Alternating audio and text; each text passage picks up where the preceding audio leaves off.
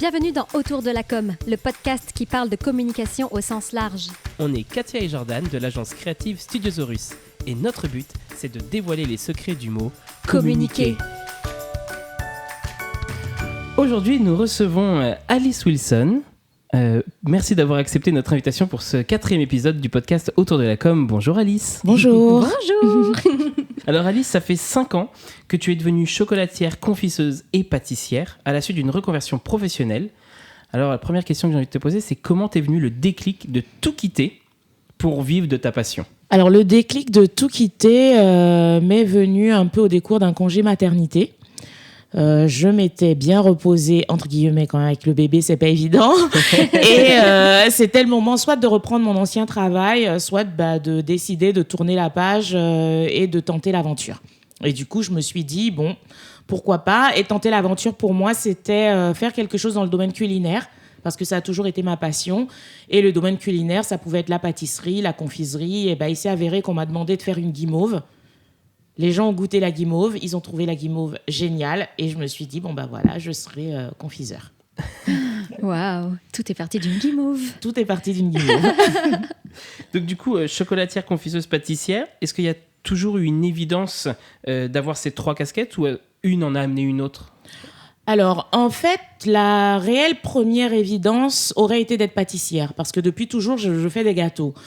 Mais dans le milieu de la pâtisserie, il y a vraiment de très grosses pointures. Et je sais pas, je me suis dit que clairement, si je voulais vivre de ma passion, ça ne serait pas de la confiserie. Et le déclic guimauve a conduit donc à la confiserie. Faisant de la confiserie, le CAP, c'était un CAP chocolatier-confiseur. Donc du coup, je me suis mise à toucher aussi au chocolat. Et chocolatière, confiseur. Et j'en ai profité pour continuer à faire de la pâtisserie.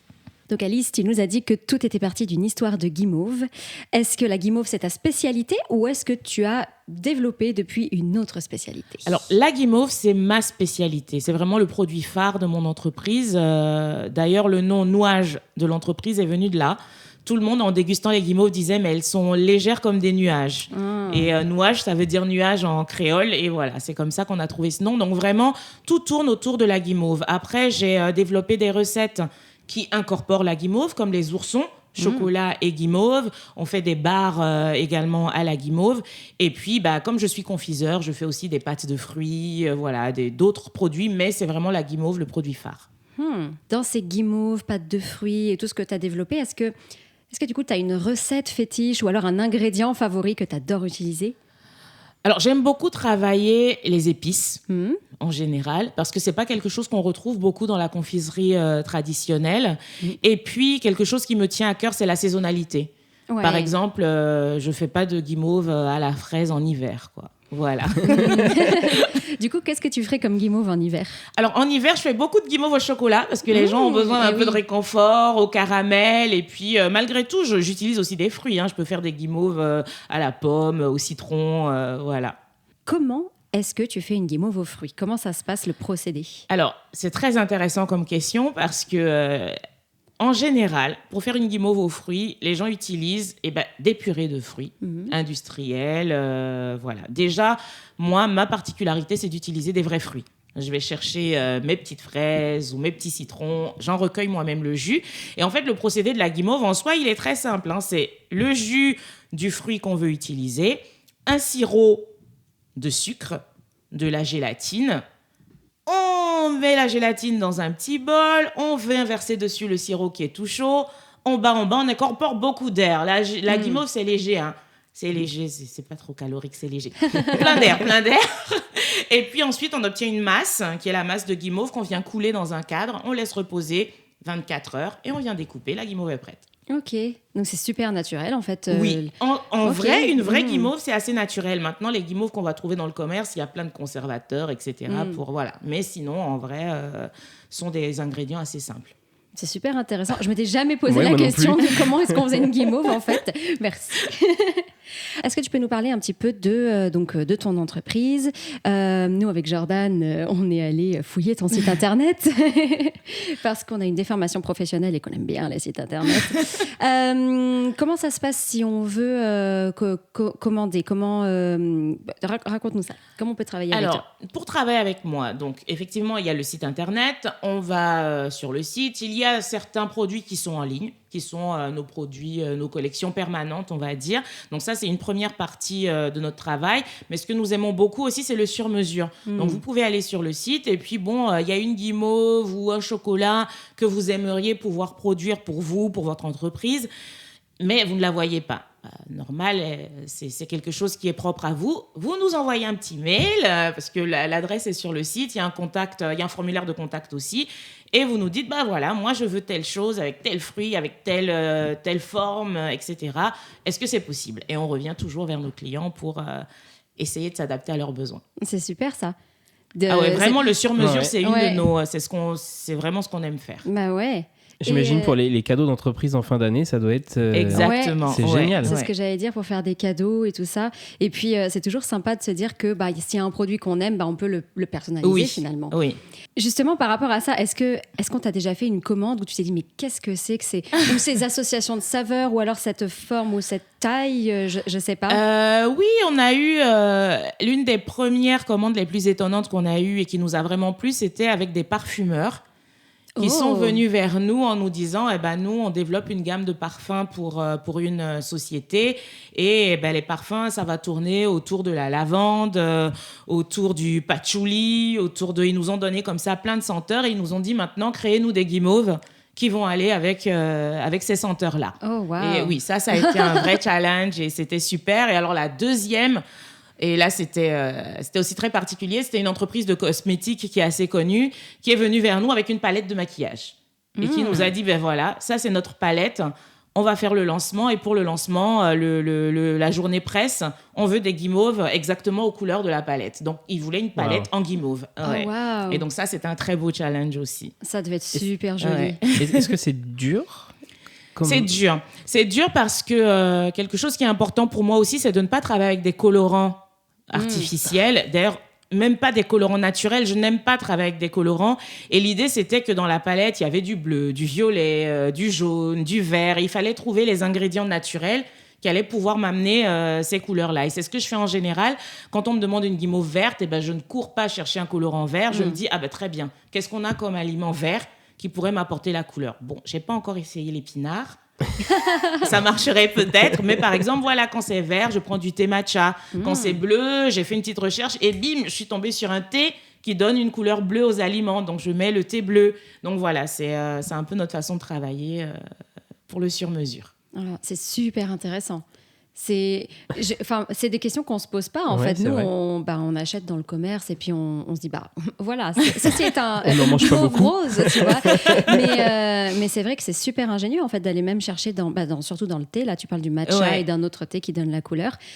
Et même pour toi, ça doit être très créatif, en fait. Oui, et franchement, c'est ce que je préfère. C'est ce que je préfère parce que ça serait un peu répétitif. S'il s'agissait de juste toujours prendre la même recette et d'aller lui mettre un peu de colorant dedans, voilà, je pense qu'on s'ennuierait assez vite. Du coup, ça a une très bonne transition pour ma question. C'est quoi la part de création de recettes, de visuels, versus refaire les mêmes recettes?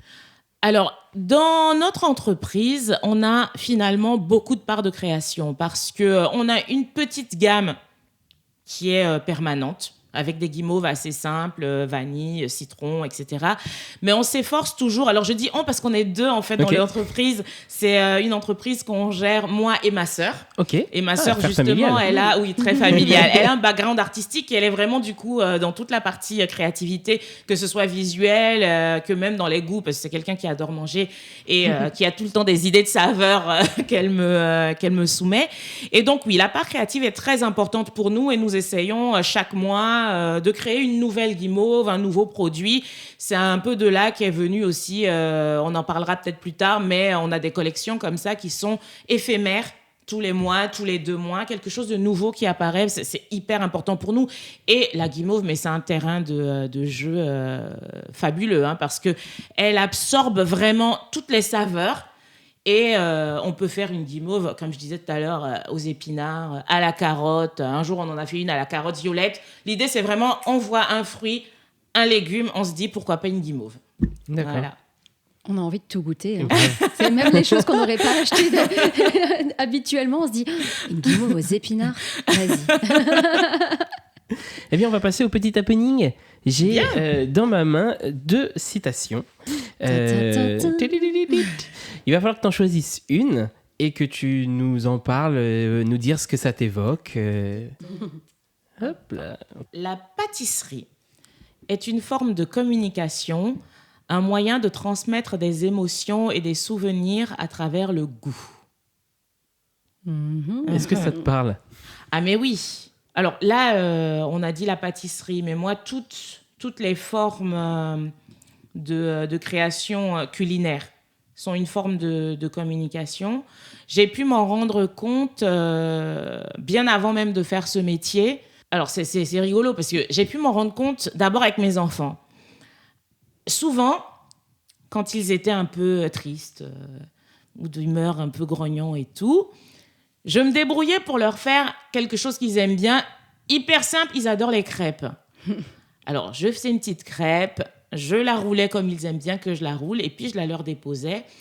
Et ils sont beaux froncer la mine, ils ont beau être tristes. À la première bouchée, en fait, quand on a cette espèce de plaisir culinaire, c'est plus possible. C'est juste plus possible de froncer la mine. Il y a toujours un petit sourire qui vient au coin et puis qui déclenche voilà, finalement la communication. Ils se mettent à parler pourquoi ils sont tristes, pourquoi... Donc ça c'est la première chose à laquelle ça me fait penser.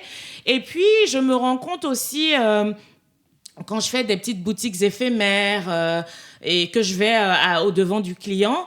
Quand ils viennent déguster, ça génère toujours un moment d'échange et un moment de partage.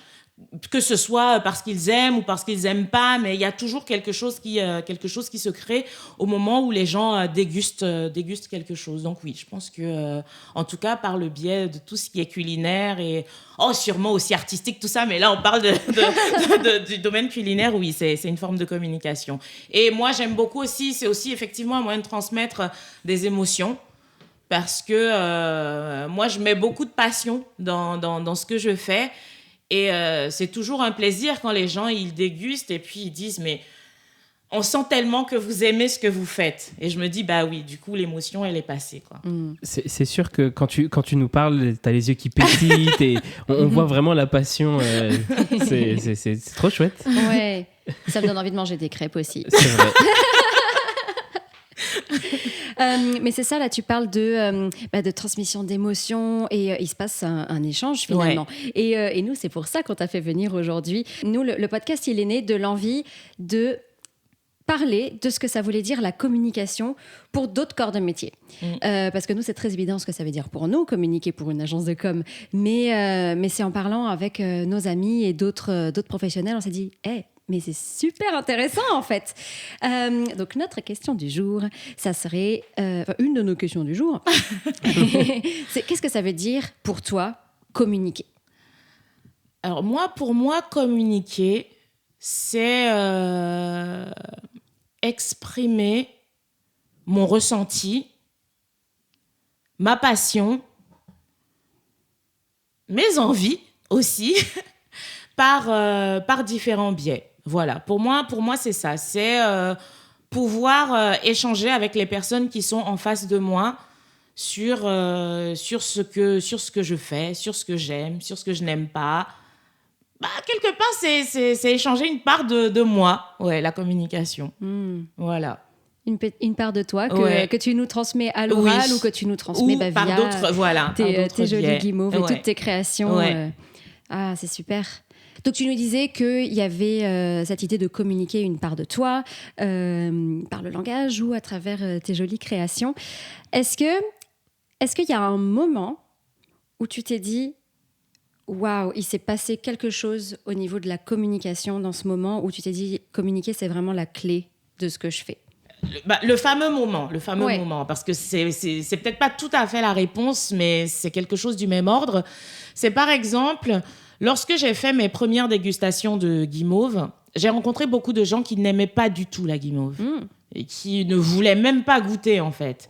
Et je leur disais, mais bon, vous pouvez ne pas aimer, mais faites au moins l'effort de goûter ma guimauve et ensuite on verra. Et j'aime beaucoup ces moments qui me sont souvent arrivés où des gens qui étaient persuadés de détester la guimauve goûtent ma guimauve et disent, oui, mais en fait, c'est pas de la guimauve. Et je leur dis, si justement, c'est ça la vraie guimauve. Ouais. Et c'est ça que j'aime. Finalement, ce que j'aime, c'est ça, c'est faire redécouvrir la guimauve. Alors, ça ne se passe pas forcément par la communication orale, mais du coup, ça se passe, j'en reviens toujours, par cette dégustation, cet échange. Et puis, c'est vrai que j'ai aussi eu beaucoup de gens qui m'ont dit, mais on n'aurait jamais goûté si vous n'étiez pas là à en parler avec autant de passion, en fait. Vous en parlez d'une manière qui, quelque part, nous pousse forcément à goûter et peut-être à aimer. Voilà. Et je leur dis, bon, j'espère quand même que c'est pas ma façon d'en parler qui vous fait aimer, mais que c'est vraiment le goût de la guimauve. Mais finalement, ta communication sur tes guimauves, c'est ça qui pousse les personnes à faire le premier pas vers toi. Oui. Mais en fait, je suis d'accord avec toutes ces personnes dont tu parles. T'en parles avec tellement de passion que finalement, on a juste envie de te passer commande. Les liens pour passer commande sont en description de ce podcast. Alors, on avait une petite question encore par rapport au mot communiquer. Nous, on voudrait réaliser un petit poster avec les mots de nos invités. Et donc, pour toi, en un mot, si tu devais définir le mot communiquer, qu'est-ce que tu choisirais comme mot ? Partager. Voilà. Partager. Parce que la communication, pour moi, elle va dans les deux sens. C'est pas juste on envoie ce qu'on a envie de transmettre, c'est aussi on reçoit le ressenti des gens face à ce qu'on leur donne. On note ce mot. Partager. On t'a demandé aussi de venir avec un objet qui te sert à communiquer. Alors du coup, on a hâte de savoir ce que c'est. Ah bah oui, j'ai réfléchi. Alors mes objets, c'est mes produits. Voilà, ce sont mes créations. Je me déplace très souvent avec un échantillon de mes créations parce que quand j'arrive quelque part, on me dit allez, parlez-nous de votre entreprise, parlez-nous de vos guimauves et tout ça. Je dis mais finalement le meilleur moyen de vous en parler, c'est de vous faire goûter. Voilà. Donc là, nous avons devant nous les guimauves d'Alice et les petits oursons. Alors, est-ce que tu peux nous décrire, donc c'est dans un petit sachet. Voilà. Est-ce que tu peux nous décrire ce qu'il y a à l'intérieur ? Quels sont ces guimauves et ces oursons ? Alors, aujourd'hui, je vous ai apporté, parce que je parlais tout à l'heure de la saisonnalité, j'ai fait mes premières guimauves à la fraise de la saison. Oui. Donc, vous avez ici des petites guimauves à la fraise gariguette. Wow. Et puis, je vous ai mis des petits oursons, des oursons au chocolat noir et guimauve vanille et des oursons chocolat au lait guimauve vanille. Voilà. J'ai hâte. Oh là là, moi aussi. En fait, on fait ce podcast juste pour ça. On va te réinviter toutes les semaines, Alice. Il n'y a pas de souci, je serai là. En tout cas, merci beaucoup d'avoir ramené cet objet et pour le partage aussi. Je suis partagée entre l'idée de goûter en direct parce que les bruits de bouche, ça va pas être terrible. Oui. Mais en tout cas, ça sera avec plaisir pendant l'after party qu'on goûtera ça. Mais en tout cas, c'est vrai, et puis finalement, c'était une évidence que tu allais amener les guimauves comme objet pour communiquer parce que t'en parles avec, on se répète un peu, mais avec tellement de passion et c'est tellement une évidence que c'est la façon dont tu communiques, toi, que oui. Et oui, pas de surprise pour nous, mais peut-être une surprise pour l'auditeur. Donc Alice, c'est ton moment communication. Est-ce qu'il y a quelque chose que tu voudrais nous partager en termes d'actualité, d'événements, tout ça ? Ok, alors, le principal partage, c'est une collection qu'on a lancée cette année qui s'appelle Les oursons en mission. Ce sont donc nos petits oursons qui partent en mission au moment phare de l'année pour venir régaler vos papilles et celles de vos amis, de votre famille. Donc, nous avons fait les oursons en mission Saint-Valentin, les oursons en mission Pâques, et là, très bientôt vont sortir les oursons en mission Fête des Mères. Donc, pour faire plaisir à vous, maman, nous allons sortir un petit coffret qui va être plutôt dans les tons floraux. Et voilà, donc pour vous faire plaisir et puis pour faire plaisir à vos mamans. Et puis on continuera évidemment avec les oursons à la rentrée, les oursons en mission Halloween, les oursons à Noël. Donc voilà, les oursons vont pouvoir vous accompagner comme ça tout au long de l'année pour des moments de plaisir. Et puis on va avoir un événement qui sera, je pense, très sympathique les 1er et 2 juillet en Seine-et-Marne. C'est au Ranch des Grands Soleils à Paumeuse. Ils font une petite foire en fait sur le thème américain. C'est l'Independence Day. Et du coup, pour l'occasion, nous allons lancer une petite pépite, je pense. Nous revisitons un peu le s'more. Je ne sais pas si vous savez ce que c'est le s'more. Oui. Alors, je pense que vous devez très bien savoir, vous, mais les auditeurs, je ne sais pas. Donc, c'est une petite spécialité anglo-saxonne, américaine, avec donc du biscuit, de la guimauve, du chocolat. Et donc, on a revisité ça un peu à la sauce Nouage et on proposera ça en avant-première lors de cet événement. Ouh, ça donne envie d'y aller. Moi, je sais où je suis le 1er et 2 juillet. Ok, je viens avec toi alors. Je serai là pour vous accueillir. Ah, bah super. Et tu vends ça super bien. Parce que les s'mores, on a déjà goûté. Moi, je trouvais ça un peu trop sucré, mais c'est la version canadienne. Voilà. Donc, il faut goûter la version Nouage. Okay. C'est ça. on sera là. Mais c'est trop bien ça. En plus de ça, qui n'aurait pas envie de se faire accompagner toute l'année par des oursons? Moi, je dis ça. Super, bah merci Alice, on a hâte de découvrir tous tes oursons et d'être avec toi les 1er et 2 juillet. C'est ça. À Paumeuse. Exactement. Super. Eh bien, merci beaucoup Alice d'être venue nous rendre visite aujourd'hui pour le podcast. Eh ben merci. Et si ce podcast t'a plu, n'hésite pas à en parler autour de toi et de le partager, de le communiquer à son sujet. Merci à toi qui nous écoutes. Merci Alice. Merci Alice. À très très bientôt et on se retrouve jeudi prochain 18h pour un nouvel épisode d'Autour de la com. Au revoir. Au revoir.